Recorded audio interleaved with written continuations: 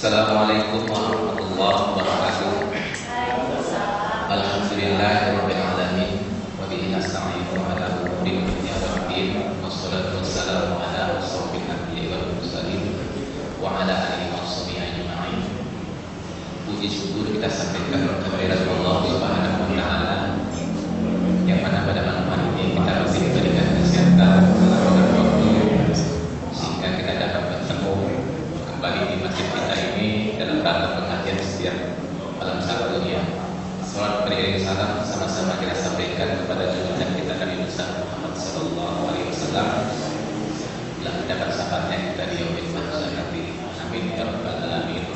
Bapak Ibu yang dirahmati Allah, sebelum kita laksanakan pengajian malam hari ini, sedikit kami umumkan untuk undangan pesta perkawinan anak Pak Suhaimi Imam Masjid Al-Azimi untuk para jemaah pengajian malam Sabtu yang akan diadakan pada hari Sabtu tanggal 25 Oktober 2014 pukul 10 sampai dengan selesai, beralamat di Jalan M. Yakub Lubis, Komplek Geraha Bandar Khalifah Tembung.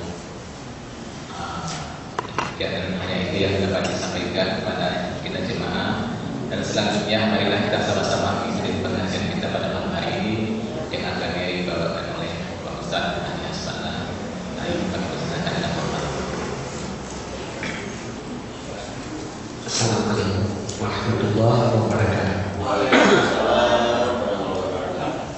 Bismillahirrahmanirrahim. Alhamdulillahirabbil alamin. Wal 'aqibatu lil muttaqin wala udwana illa 'alal zalimin. Bapak Ibu jemaah yang pengajian yang berbahagia, pengajian kita masih kita lanjutkan berkaitan dengan tauhid.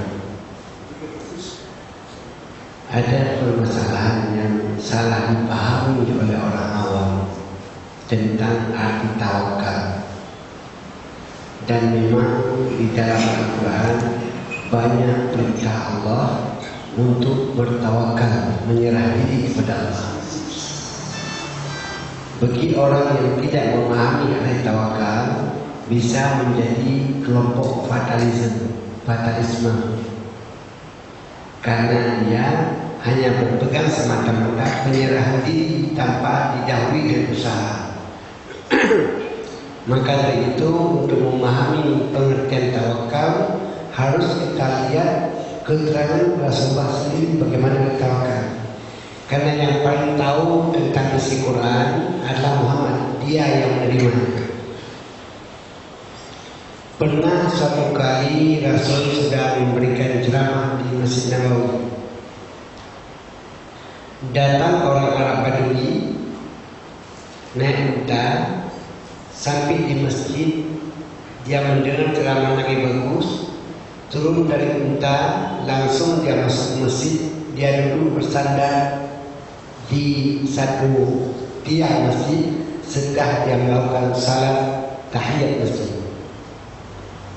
Siap dia tahiyat, duduk bersandar, dia dengar ceramah Nabi. Nabi bertanya, "Wahai Badui, tadi kulihat kamu datang kemari naik unta. Di mana untamu sekarang?" "Itu di luar ya Rasul." "Sudah kamu ikat?" "Tidak perlu diikat, aku sudah tawakal kepada Allah. Kalau aku punya tidak akan kemana-mana." Rasul mengatakan, "Keluar kamu dari masjid, ikat untamu dulu, masuk baru bertawakal." Berarti tidak sah tawakal kalau belum berusaha. Sama seperti orang naik kereta pergi ke sentral, sudah dibiarkan kereta itu tak dikunci, bukan tempat parkir, mana mudah oleh tawakal. Mudah-mudahan 3 menit setelah masuk ke sentral lewat kereta itu. Persoalan apa usaha sampai di mana, apa perbuatan Allah sampai di mana, itu melahirkan berbagai macam aliran dalam teologi ilmu tauhid. Maka dikenallah ada aliran Asy'ariyah dan aliran Mu'tazilah. Mu'tazilah mengatakan, kata Mu'tazilah, yang kita buat itu hasil usaha kita, bukan karena diberikan oleh Allah. Karena Rasulullah sendiri mengatakan akan dibalas usaha manusia. Sedangkan Asy'ariyah mengatakan tidak. Wallahu khalaqakum wa ma ta'malun. Allah menciptakan kamu dan apa yang kamu lakukan. Allah menciptakan kamu sama dengan perbuatan itu Allah menciptakan. Berarti semua baik dan buruk itu tergantung kepada Allah. Mu'tazilah mengatakan tidak. Baik dan buruk tergantung kepada akal kita dan usaha kita. Bahkan kelompok Mu'tazilah mengatakan sebenarnya dengan Allah memberikan akal kepada manusia tak perlu datang Rasul lagi. Tak perlu datang Rasul, cukup pakai akal. Akal yang menentukan baik dan buruk. Itu kata Mu'tazilah. Kata Asy'ariyah tak bisa. Kenapa tak bisa? Akal manusia pasti berbeda antara Rasul dan yang lain. Di waktu terjadi perbedaan, siapa yang mendamaikan? Siapa mendamaikan? Akal KIB dengan KMP merah putih dengan Indonesia hebat sama-sama jagonya. Siapa mendamaikan itu? Semua punya argumentasi, semua punya dalil. Maka itu Asy'ariyah mengatakan hal-hal yang telah diatur dalam Al-Quran dan Sunnah jangan masuk akal ke situ. Yang boleh masuk akal ke situ dalam hal-hal yang tidak ada di dalam Al-Quran, tidak ada di Sunnah Rasul. Maka dalam Islam dikenal di daerah Baghdad, Irak, itu paling banyak kelompok-kelompok Mu'tazilah dan Rasional. Sedangkan di Madinah tidak hidup kelompok itu. Kenapa begitu? Di Madinah banyak sahabat-sahabat Rasul yang menghafal hadis Rasul, hidup bersama Rasul. Di waktu ditanya sesuatu dia katakan, aku pernah mendengar Rasul bilang begini, aku pernah melihat Rasul buat begitu. Maka dikenallah ada ahlun nas, orang berpegang teks Al-Quran, teks hadis. Sedangkan di Irak sedikit sahabat Rasul, orang-orang masuk Islam dan akal mereka otaknya cerdas. Di waktu datang satu permasalahan, karena mereka tidak menguasai hadis, akhirnya menggunakan akal dan otaknya. Itu penyebabnya. Sehingga dikenal ada ahlul ra'yi, kelompok-kelompok rasional. Itulah yang sekarang berkembang di IAIN. Mereka katakan ayat Quran sangat terbatas, kasus tidak terbatas. Kehidupan Nabi sebagai Rasul 22 tahun, 2 bulan, 20 hari. Setelah wafat Rasul tidak ada lagi yang menjawab permasalahan dan tak ada lagi hadis karena sudah wafat Rasul. Bila terjadi satu permasalahan, tanya sama siapa? Akhirnya kembali kepada akal pikiran. Jadi persoalan ini kita lihat, saya sering katakan perlu ada tawakal. Kalau tidak, banyak orang stres dan stroke di waktu dapat problem. Banyak orang cerdas yang tak percaya pada takdir, di waktu terjadi permasalahan tak tahu kemana mengadu. Dia lupa ungkapan Rasul, baca la haula wala quwwata illa billah. Tidak ada daya, tidak ada upaya, akhirnya menyerah kepada Allah. Ini apa artinya? Bukti kegagalan akal, keterbatasan kemampuan dalam berbuat. Kalau mampu segalanya, tak ada la haula wala quwwata illa billah. Maka di dalam Al-Quran hampir semua peristiwa-peristiwa yang tak mampu dipikir oleh akal manusia, tak mampu dilakukan dengan teknologi tinggi, Allah menggunakan dengan kata-kata subhana. Peristiwa Isra Mi'raj tak bisa dipikir dengan teknologi. Maka Allah mulai subhanalladzi asra, maha suci Allah. Artinya kenapa? Tak mungkin cara akal mempercayai peristiwa Isra Mi'raj. Sampai sekarang dari 15 abad belum ada teknologi yang bisa mengimbangi begitu. Maka kita pun di waktu terjadi sesuatu yang tak masuk akal kita tapi kenyataan, kita disuruh mengucapkan subhanallah. Banyak ucapan-ucapan dokter muslim ahli bedah terjadi pada pasien yang tak masuk akal dia tapi berhasil. Apa ni ucap? Subhanallah. Kenapa tak masuk akal dia? Secara logika tak mungkin berhasil, ternyata berhasil. Di mana pegangan kita tentang tawakal ini? Karena ini berkaitan dengan takdir. Pegangan kita disuruh bertawakal, tapi setelah usaha maksimal baru boleh tawakal. Berdosa orang bertawakal bunuh diri kalau dia tak pernah ada usaha sebelumnya. Wala tulqu biaidikum ila tahlukah, jangan campakkan dirimu kepada kebinasaan tanpa dari usaha langsung menyerah diri kepada Allah. Itu dia. Maka demikian kata-kata takdir berkaitan dengan tawakal juga diiringi dengan usaha manusia. Wa qaddara kulla syai'in taqdira, Allah telah menentukan segala ciptaannya dengan batas tertentu. Saya berikan satu contoh. Orang Jepang buat sudako. Dia akan menentukan sudako ini kalau dijaga minyak rim, jaga minyak, jaga silinder bisa tahan 15 tahun. Ini takdir. Ditentukan oleh engineer Jepang. Tapi karena yang pakai sudako tak peduli dia sama minyak, tak perlu silinder, 2 tahun uji. Maka demikian juga manusia, Allah telah menentukan umur rata-rata manusia. Allah sudah menentukan umur rata-rata manusia. Kalau WHO sekarang Badan Kesehatan Dunia mengatakan umur rata-rata untuk laki-laki tingkat dunia sudah mencapai 70 tahun. Umur rata-rata untuk perempuan 50 tahun, untuk laki-laki 66 tahun. Berarti ibu-ibu harus siap janda 4 tahun. Umur rata-rata perempuan sudah sampai 70. Walaupun di Amerika, di China ada 100. Tapi rata-rata Allah menciptakan seluruh rata-rata begitu. Tapi bila dia jaga kesehatan, tinggal di daerah udara yang bagus, makanan bergizi lebih. Tapi kalau dia tak peduli dengan jaga kesehatan, 40 tahun tak ada gigi lagi. Ini apa artinya? Ada usaha. Maka dari itu orang yang berbuat tanpa diiringi usaha yang maksimal berdosa. Saya berikan contoh. Ada orang sakit,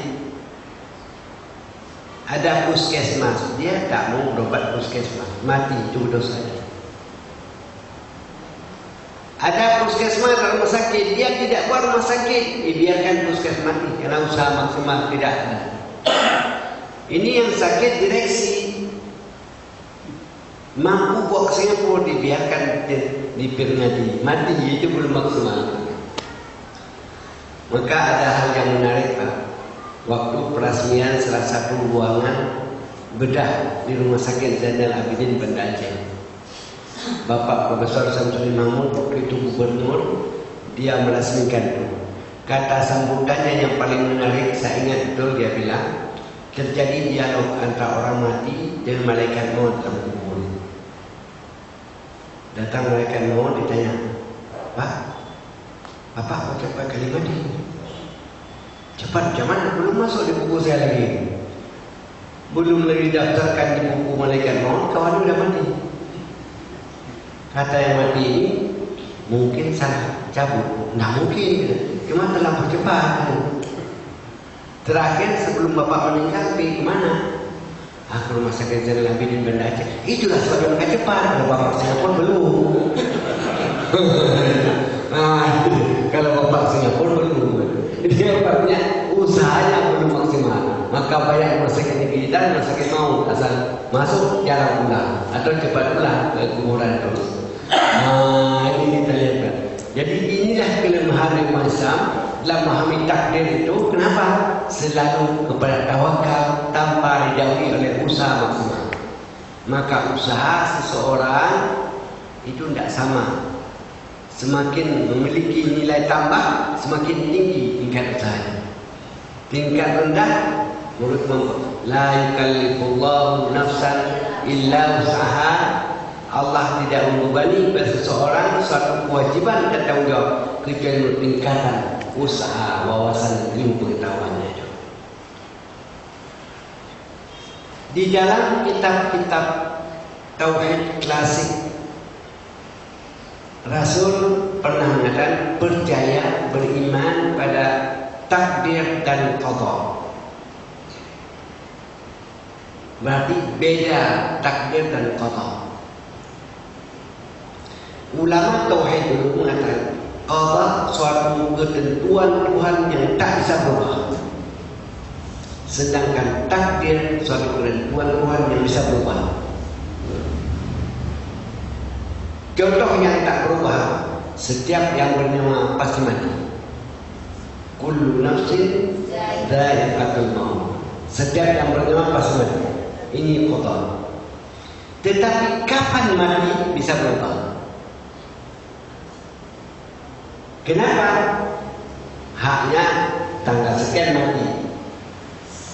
Tapi karena bagus silaturahim, telah tertib makan obat, dokter profesional lama sikit. Kan perubahan.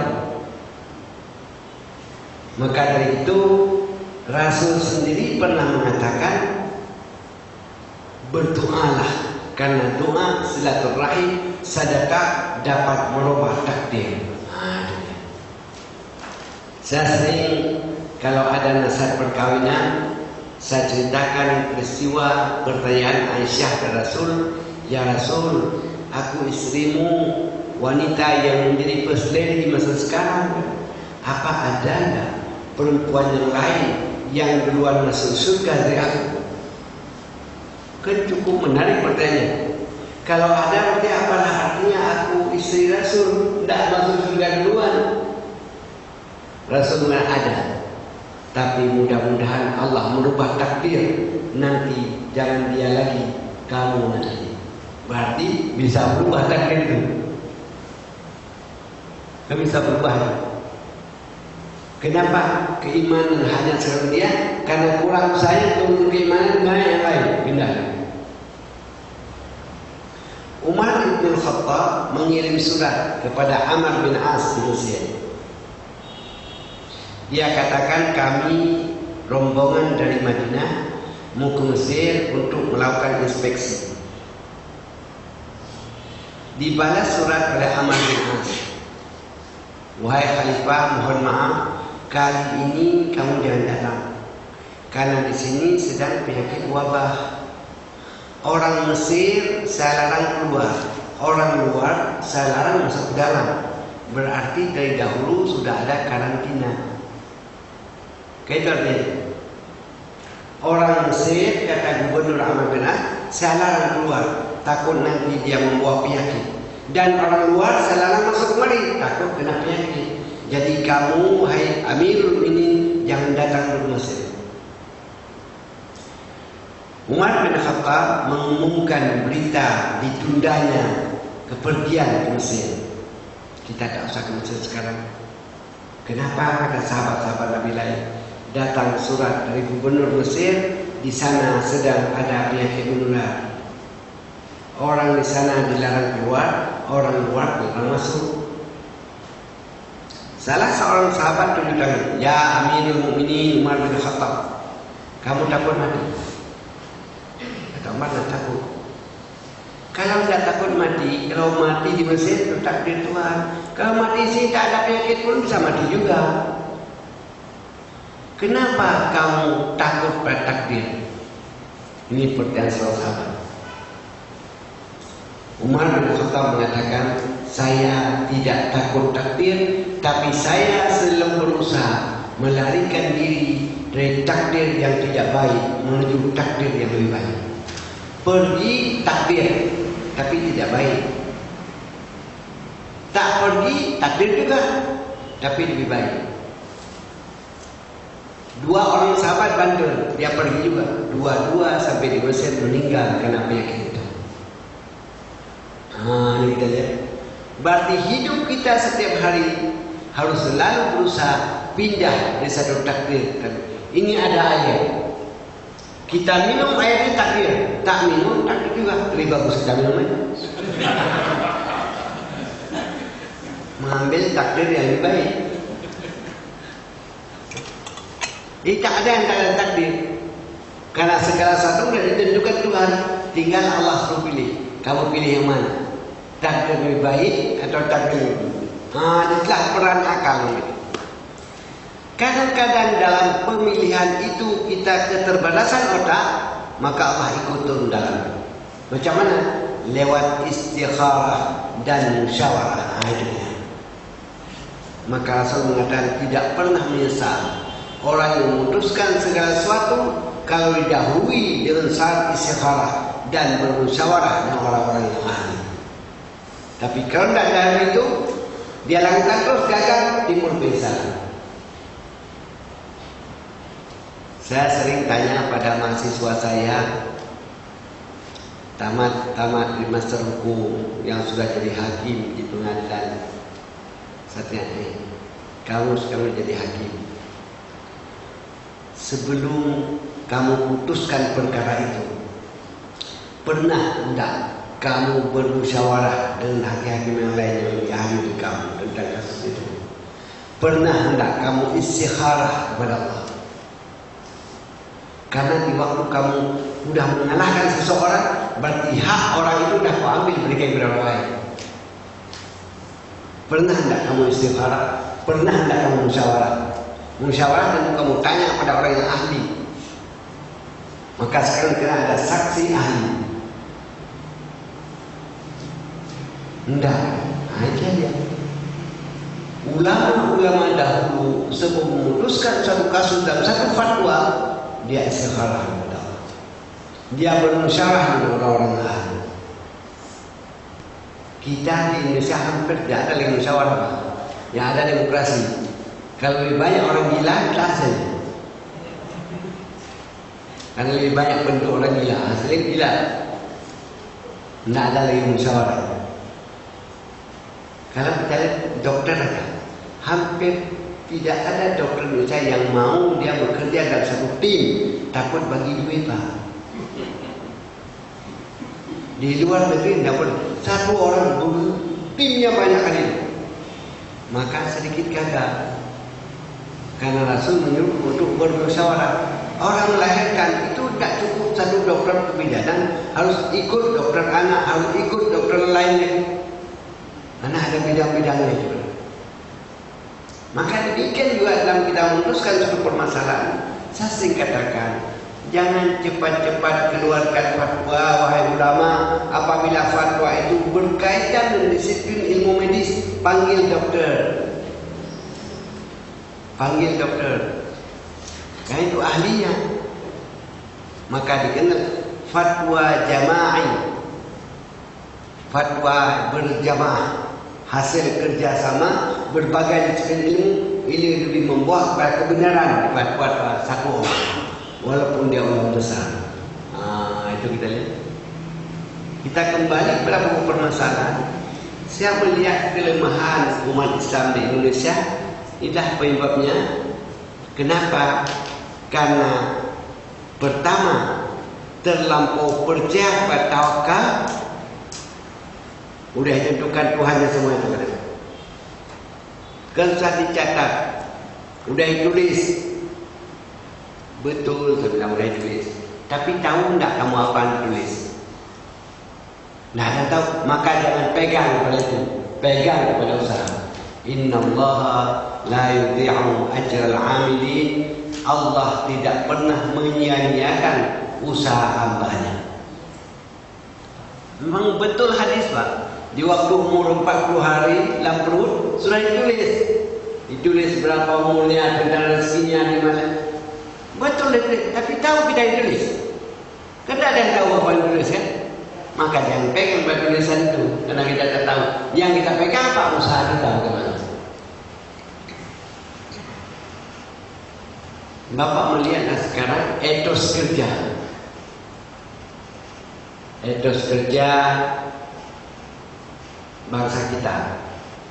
Saya sering katakan orang Jawa apa? Pendek-pendek gagang jangkolnya.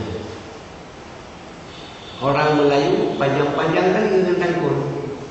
Kenapa orang Melayu Tanjung panjang jangkolnya gagangnya? Biar bisa mencangkul di jendela rumah, malah suruh ke bawah. Coba bayangkan kalau sepak muda itulah yang bekerja di kebun banyak parah sebenarnya. Ini semua benar-benar. Kalau kampung kami bapak ini di Aceh, duduk dia bersama lembunya, istirahat lembunya, dia merokok di sawah. Dan yang luar biasa, lembu itu begitu loyal sama atasannya, ditunggu sampai bosnya siap merokok. Jarang ada pegawai negeri seloyal lembu aja. Datang kita apa? Kok cepat kali istirahat? Baru jam 10 pagi. Apa istirahat mulai belum? Luar biasa Pak, kalau bapak rajin kerja mungkin produksi bagus ini padi. Kalau bagus kenapa namanya kan? Kalau bagus bapak bisa jual setengah kan? Setengah cukup untuk makan setahun lagi panen lagi. Kalau aku jual kenapa? Kan bapak banyak duit. Kalau banyak duit itu kenapa? Bapak pun bisa simpan di bank. Kan bapak bisa santai itu bapak tuan. Kamu tua belum santai. Aku sekarang udah santai. Mau apa kau pada? Mana jago orang Aceh itu kalah meninggal dulu. Tapi bayangkanlah kalau sembah orang Aceh itu kan orang Melayu pandang parah kali kan.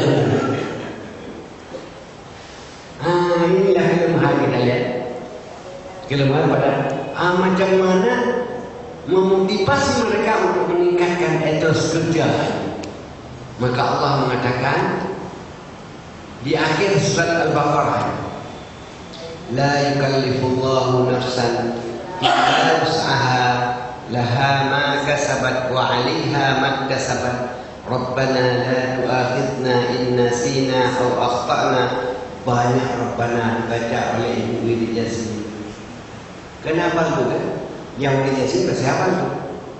Itu ayat anggaran Widy Yasin itu. Ulama tafsir kontemporer mengatakan untuk berhasil ayat itu ada 3 kandungan. Pertama, la yukallifullahu nafsan illa wus'aha. Wawasan dan ilmu. Untuk merubah takdir itu, untuk berhasil wawasan usaha. Kedua, laha ma kasabat wa 'alaiha ma kasabat. Etos kerja. Seseorang dibalas oleh Allah menurut tingkatan kerja. Ada ilmu pun tak ada kerja tak jalan. Tapi udah ilmu bagus, kerja bagus, tapi gagal juga. Kenapa? Ada yang ketiga, Rabbana la tu'akhidna, Rabbana wa la tuhammil alaina. Banyak Rabbana. Keyakinan dan doa. Inilah yang bisa merubah takdir tidak baik menuju takdir lebih baik. Pertama usaha, kedua kasabah, ketiga Rabbana. Pertama wawasan dan ilmu, kedua etos kerja, ketiga doa. Cuma kita tak tahu berapa persen porsi untuk kasabah etos kerja, berapa persen doa, berapa persen ilmu. Tapi yang penting tiga-tiga itu harus ada. Adapun etos kerja yang kuat hebat, tapi ilmu tak ada, salah. Bibitnya yang tak bagus saja. Capek tak perlu apa-apa.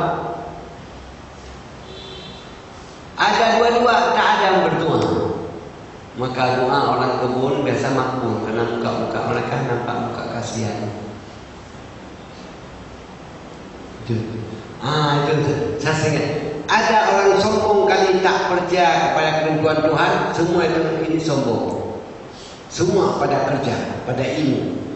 Ada orang yang dia percaya kali sama Tuhan tapi tak bekerja.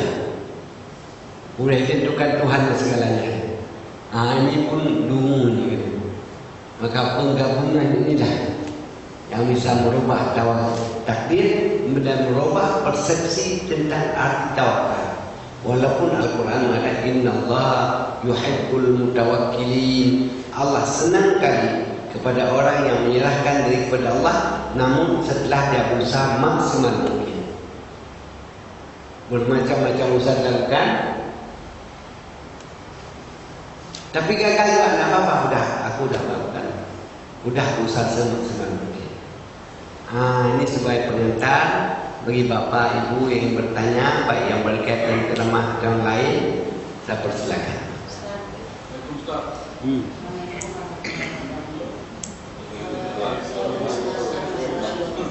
Ya. Ilmu. Aliran Mu'tazilah dengan Al-Asmariyah. Ya. Yang ingin saya tanyakan,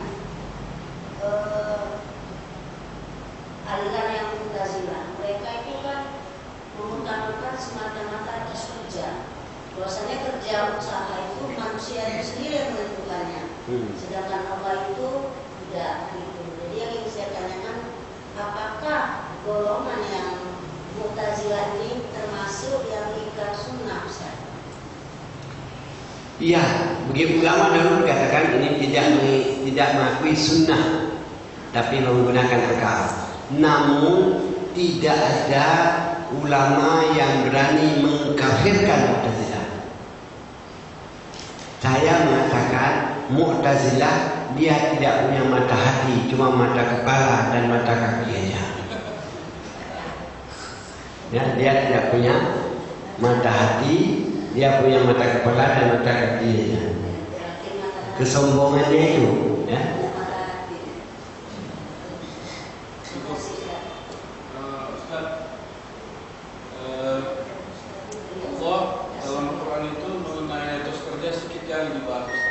Bagaimana? Mengenai usaha, mengenai etos kerja, di Al-Quran itu seingat saya, saya pribadi, ya kalau salah maaf sama Allah. Ingat saya itu sedikit kali. Yang dibahas Allah itu lebih banyak kepada ketakwaan. Seperti surah Al-Baqarah itu mulai dari ayat kedua sampai ayat terakhir. Di surah Al-Baqarah itu Allah menyuruh kita takwa. Berat kali di surah Al-Baqarah disebutkan bahwa untuk menuju ke takwa itu berat kali. Makanya di dua ayat terakhir itu diajarkan Allah doa itu. Doa karena beratnya ketakwaan itu. Tapi manisnya dari ketakwaan itu yang orang lebih mengenal dengan ayat 1000 dinar. Kalau kamu bertakwa akan kuberikan kemudahan-kemudahan, nah seperti itu. Nah orang lebih ayat 1000 dinar itu juga lebih kepada dizikirkan gitu. Nah dizikirkan, bukan kepada usahanya, bukan kepada usaha untuk bertakwa itu gitu. Jadi makanya untuk etos kerja sendiri Allah sudah merangkumnya di situ di ketakwaan itu gitu. Karena ketakwaan itu kan ibadah. Sementara ibadah terbagi dua, ibadah mahdoh dan ibadah muamalah, ibadah sosial. Dua-duanya tidak bisa dilepaskan. Sedangkan yang dua aliran tadi Ustaz, itu melepaskan dua ini, memisahkan antara mahdoh dan muamalah. Makanya saya bilang sedikit kali Allah tentang etos kerja itu, tapi Allah lebih banyak membahas tentang ketakwaan itu Ustaz. Ini tidak tahu arti takwa. Karena ada hadis Rasul, ya'dilu wa aqrabu littaqwa, berlakulah adil. Itulah jalan kepada takwa.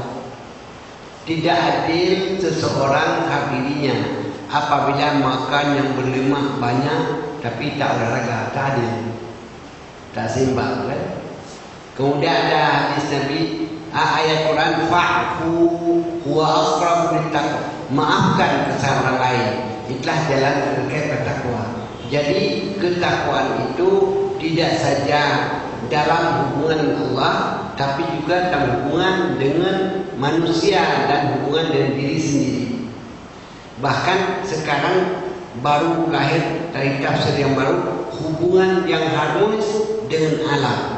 Tak cukup hablum minallah wa hablum minas saja, tapi harus ada hablum minal alam. Karena tak bagus hubungan alam maka banjir. Dipotong pokok-pokok semuanya itu kan. Jadi sebenarnya etos kerja itu juga termasuk bagian dari ketakwaan kepada Allah. Etos kerja yang tinggi, doa yang bagus, menjaga keseimbangan, itu semua bagian dari ketakwaan. Pak, Assalamualaikum warahmatullahi wabarakatuh. Saya mau nanya sedikit ya mengenai qada dan takdir tadi. Kalau qada tadi kullu nafsin dha'iqatul maut. Itu contoh, salah satu contoh. Nah, takdir itu matinya orang itu kita nggak tahu kapan. Jadi kalau saya nggak salah, saya bilang upaya takdir itu matinya itu artinya kalau kita memeriksakan satu kesehatan bisa cepat mati, bisa lambat mati kan begitu. Dan itu kenyataan. Pertanyaan saya, apakah usia tadi itu tidak termasuk ke qada? Usia betul. Sudah ditetapkan gitu. Usia sudah ditetapkan. Tapi karena kita tidak tahu apa yang ditetapkan, jangan berpegang pada yang ditetapkan itu. Usia saya tetapkan Tuhan. Tapi apa yang ditetapkan? Kita akan tetap. Kalau sampai ditetapkan begini, umur si anu 70 tahun. Tapi kalau dia jaga kesehatan bisa 85 tahun. Kalau begitu penetapannya bagaimana? Ya kan? Penetapan itu. Memang ditetapkan Tuhan, tapi kita tak tahu apa yang ditetapkan. Oleh karena itu jangan pegang pada ketetapan, hanya beriman saja dengan ketetapan. Ngerti kan? Kalau itu bisa begini Ustaz ya. Penetapan itu bisa kalau menjaga kesehatan bisa umurnya berpanjang. Ataupun kalau menjaga kesehatan dia sehat tapi usianya tetap begitu. Makanya dia sehat tapi sakit-sakitan terus. Kan ada orang yang sehat tiba-tiba game. Maka oleh karena itulah sekarang kita hanya beriman semata-mata ada ketetapan Tuhan. Tapi karena kita tidak tahu apa yang ditetapkan, jangan berpegang pada itu. Tetap berpegang kepada usaha. Apa usahanya? Olahraga, makanan yang bergizi, tinggal dalam udara yang bagus, silaturahim. Itu kan usaha-usaha semua kan. Bahkan Rasul mengatakan berbanyak sedekah itu dapat menolak bala. Itu hadis Rasul, menolak bala itu. Cuma sedekah yang mana? Apakah kalau uang kita copet orang punya 1 juta, biar kurang kita sedekah macam mana? Begini Pak. Dalam hukum muamalah yang sah bersedekah, sah segala macam yang didapatkan dari usaha yang halal dan dari perbuatan yang halal. Sesuatu yang didapatkan dari yang haram tidak ada akibat hukum. Bukan ada orang kaya bermain judi 1 miliar dapat, walaupun tidak wajib zakat, bukan harta dia. Dulu apa tahu? Bukan tak wajib zakat. Dia adalah seorang orang kaya karena dia mengambil hak orang. Saya dulu belajar ulama besar di Medan, Syekh Arsatul Lubis. Itu guru saya lama. Jadi karena saya punya Honda waktu itu, saya antar ke rumahnya. Saya kira saya antar turun lagi. Sekali saya tanya, Ustaz, ini Medan ini banyak sekolah Huawei. Ingat bapak itu sekolah Huawei dari buat judi. Masa marahan ini kan? Iya. Ustaz, ini banyak kali madrasah Huawei, masjid Huawei segala macam. Itu dari madrasah itu nanti lahir ulama besar Ustaz. Uangnya uang judi itu. Ini dibuat SD, nanti ada jadi dokter. Tapi lahir dari uang bumi juga. Dikasih pemerintah. Macam mana itu? Boleh tidak kita terima? Ustaz diwasiat kalau sempat nanti ada hasil judi dikasih sikit mau sekolah wasiat. Bukan lewat Ustaz, ada orang lain. Ustaz terima enggak? Tahu kita hasil judi. Kalau tidak mau tak ada yang lain kan? Itu yang halal. Ini ku jawab, jangan kau bilang-bilang sama orang ya. Berarti ada ilmu itu yang harus disembunyikan. Dia bilang ada harta yang halal. Itu cari. Harta yang haram itu jauhkan dirimu. Ada harta tak halal, tak haram, itu milik Allah. Seperti ikan di lautan. Kan bukan kamu punya itu. Maka banyak orang Aceh lari cari uang ikan terjun balik. Ini ikan tidak, ikan Aceh lari terjun balik.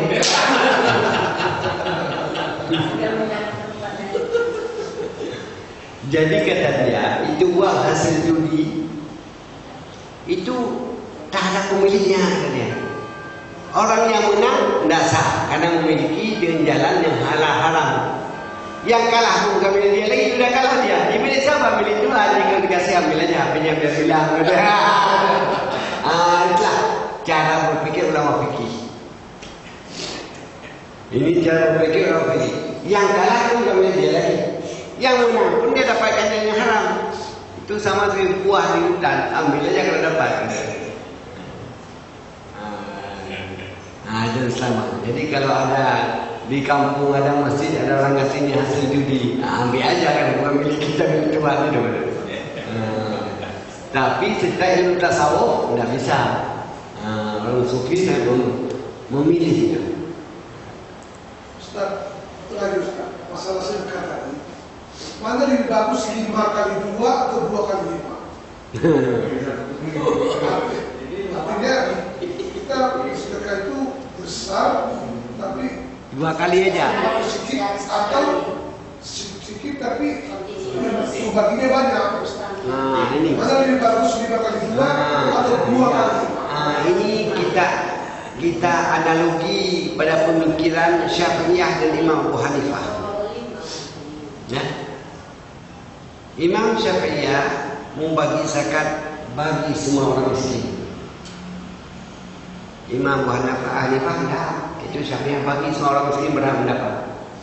Kalau ada uang 10 juta, berapa? 20 orang. Bagi aja 2 juta. Karena Ibu Hamdi mana? Ada 10 juta, ambilnya 2 orang. Kasih 2 orang, dia jadi modalnya. Jadi manfaatnya. Tahun depan dia tidak dapat lagi. Sudah dapat dia pikir yang sisanya. Maka dari itu Bapak bertanya itu nilai filosofi. Cara berpikir orang berbeda. Sama seperti apa itu adil. Semua orang tahu adil, tapi berbeda arti keadilan. Ada arti keadilan sama. Ada arti mana tidak sama. Sesuai haknya bertanggung jawab. Maka dalam hukum waris, hak anak laki-laki 2 kali bagi anak perempuan. Tanggung jawab anak laki-laki lebih besar. Tapi coba Pak bayangkan, pokok semangka kecil kali, tapi buahnya besar. Tapi ada pokok besar, buahnya kecil kali. Apa punya Pak? Tak adil di Tuhan gitu.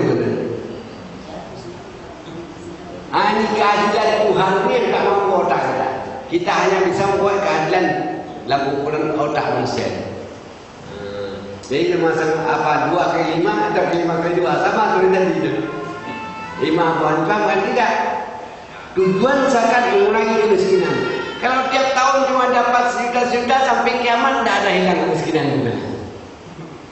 Biar aja kemiskinan 2 orang disamakan, tahun depan 2 orang lama habis. Kamu berbeda cara berpikir kan? Saya mau tanya berkaitan dengan sampaikan takdir kaitannya dengan kasar upaya ikhtiar doa dan ilmu. kita tahun 45 Ustaz, itu harapan hidup orang Indonesia cuma 48 tahun. Sekarang udah 70. Kemudian sekarang orang Indonesia 70, mungkin orang Jepang udah 80-an. Kemudian saya ingat tahun 70-an waktu teknologi bedah jantung pertama kali ditemukan. Di Jakarta itu kalau ada 4 orang di bedah jantung 2 meninggal.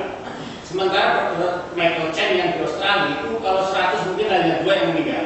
Di mana nih peran dari apa tadi Ustaz sampaikan pada saat umur berarti 40-an ya, yang disampaikan dia takdirnya ditentukan. Apakah takdir itu mungkin satu nilai yang sebenarnya bisa diturunkan, bisa dinaikkan tergantung dari 3 hal? Ya, takdir itu sangat tergantung pada pengetahuan dan teknologi.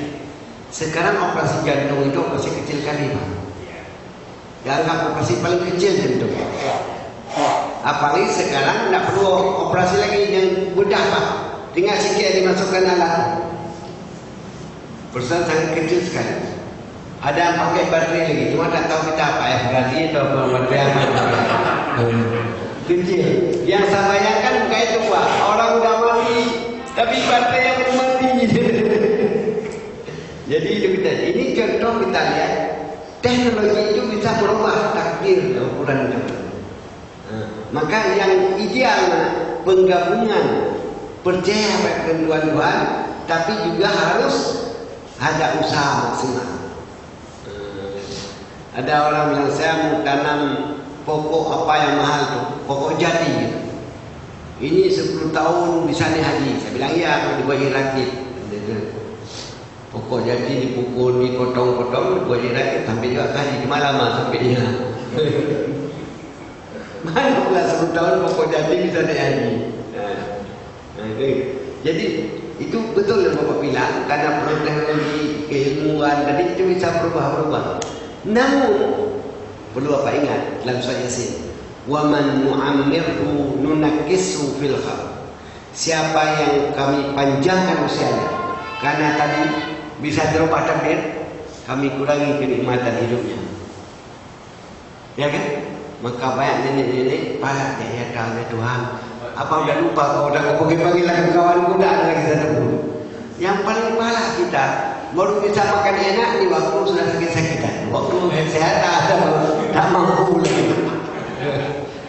Sudah banyak duit, baru udah boleh makan. Makan. Ada abang saya Pak kaya raya, dulu eksporter kopi, ada kebunnya sampai 4.000 hektar di Aceh dan di Gerkas itu. Kaya raya. Tapi tiap hari dia pakai mobil yang baru dibeli itu miliaran. Tiap hari kadang-kadang bapak nak naik mobil, jadi bapak lari-lari. Jadi tiap hari lari-lari diikuti sama supir kayak mobil dia yang enak supir. Mobil yang diikuti dia takut jatuh kan dia lagi aja kita jatuh. Gimana nikmatnya? Jadi panjang kali umur tak enak juga dong. Tidak enak.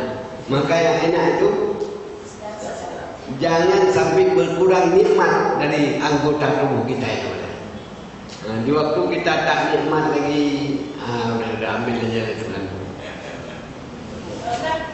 Ada suatu permainan anak-anak, apabila benda itu digosok, terkadang mendapatkan hadiah. Terkadang salah menggosoknya jadi batal, jadi nggak hadiah. Itu apa bisa kita golongkan sebagai permainan judi atau apa itu gosok? Enggak, ibu beli alat tuh, atau free dengan gosok aja. Dibeli. Itu dia tuh. Hadiah. Itu tidak.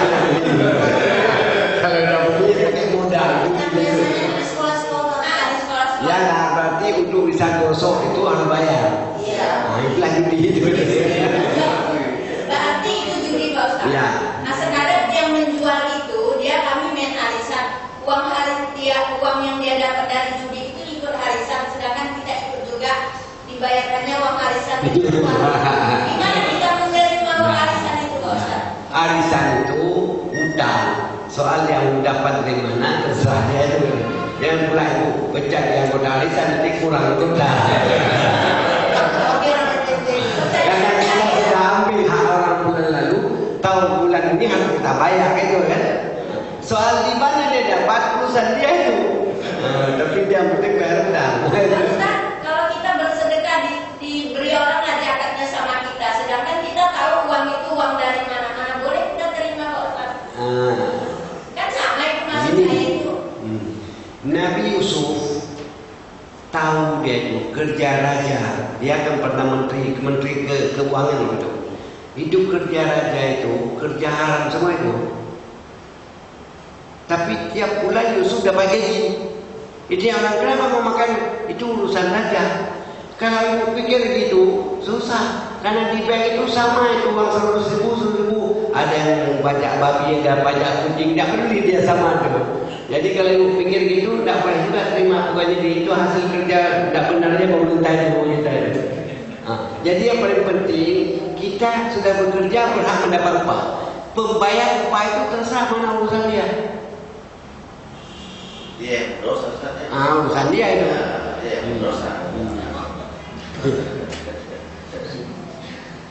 Maka oleh karena itulah kita lihat sekarang, memang kalau orang berada di subhan masih aman, asal jangan haram. Begitulah susahnya mencari yang halal 100% sekarang. Jadi berada di remang-remang, berada kita dalam daerah remang-remang itu sudah syukur Mas. Karena kalau kita mencari di mana dapatnya, tidak dapat rezeki lagi sekarang dalam masa sekarang. Ustaz, satu lagi Ustaz. Di luar ya Ustaz, tadi misalnya di rumah orang ada pohon mangga atau pohon jambu Ustaz ya kan. Jadi buahnya itu jatuh di luar pagar dia, pasti terlewat halal nggak kita ambil? Kalau di Ini aja yang bilang, dia ada pokok jambu tapi ke rumah ibu yang jatuhnya itu kan. Bukan rumah saya, jalan umum Ustaz, jalan umum kan banyak orang kaya itu kan. Dia pagarnya tinggi ya, pagar betisnya tinggi. Ya. Kemudian jatuh di jalan ini protokol atau jalan gang lagi itu ya Ustaz ya. Masih terlewat. Kalau dibiarkan. Tapi ibu tahu tetap ke kawan tubuhnya. Ya tahu. Yang saya Itu dalam yang saya tanya, kalau dia jatuh kan dibiarkan busuk, pasir dilakukan Ya, saya tahu saya. Itu namanya luqatah. Dalam bahasa fikih luqatah, barang temuan di jalan. Macam mana hukumnya? Kalau ibu tahu ini buah di sana, ibu ambil, tanya kenapa ya, Bapak ini kalau tidak ambil Pak, ini pijit di mobil. Bapak masih mau nih, kalau tidak mau saya mau gitu. Sebelum dia pemilik sudah diselamatkan. Ya, setelah diselamatkan ada orang tanya sama dia, ini kalau tidak saya selamatkan Pak, berarti dia pemilik. Apa Bapak mau ambil juga? Bapak punya aja tuh, apa kasih aja aku selamatkan. Ada orang menanti Ustaz. Ya. Bulat juga ya.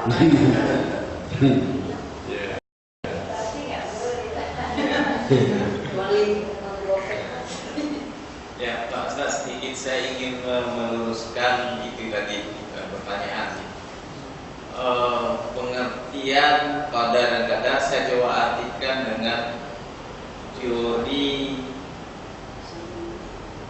probabilistik. Jadi kata Bukhari itu dia tidak menunjukkan bulan-bulan atau Islam, tapi dia mengatakan begini: di alam ini ada dua kepastian, yang sifatnya deterministik dan satu lagi probabilistik. Ya. Yang deterministik itu pasti, artinya kalau panas, api pasti panas. Pasti panas. Tapi yang probabilistik seperti umur kita, nah itu bisa berubah. Tapi dia nggak melakukan pendekatan itu karena mungkin dia bukan muslimnya. Muslim. Tapi teori dia itu tepat. Ya, ini apa artinya? Ada nilai-nilai universal. Ya. Nilai-nilai universal yang diberikan Tuhan. Tidak saja itu pikiran orang Islam, orang kafir pun dapat punya yang sama. Nilai-nilai kejujuran, pengetahuan itu bukan milik kita, milik umat semuanya Pak. Maka kadang-kadang ketemu cuma digunakan istilah yang lain. Maka pada waktu saya tanya pada guru saya, Dr. Profesor Harputri, boleh nggak saya belajar sama orang kafir? Apa yang kamu pelajari? Asal jangan kamu pelajari keimanan, karena dia sendiri tak beriman. Kalau kamu pelajari yang lain, dia katakan dalam bahasa al-hikmatu riya'ul muslim. Hikmah, pengetahuan yang kamu dapat dari non-muslim, kalau itu bermanfaat, anggap saja barang yang hilang dari tangan Islam. Itu. Ya, anggap saja barang yang hilang dari tangan Islam. Asal jangan kamu belajar tentang keimanan, dia pun tak beriman gitu. Kita akhiri doa. A'udzu billahi minasyaitonir rajim. Bismillahirrahmanirrahim. Alhamdulillahirabbil alamin. Hamdan yuwaffi ni'amahu wa yukafi mazidah. Ya Rabbana lakal hamd kama yanbaghi li jalali wajhikal karim wa 'azimi sultan. Allahumma ighfir lana dhunubana wa liwalidayna warhamhuma kama rabbayana saghira. Rabbana taqabbal minna innaka antas samiul 'alim. وتب علينا إنك أنت التواب الرحيم ربنا آتنا في الدنيا حسنة وفي الآخرة حسنة وقنا عذاب النار والحمد لله رب العالمين. السلام عليكم ورحمة الله وبركاته.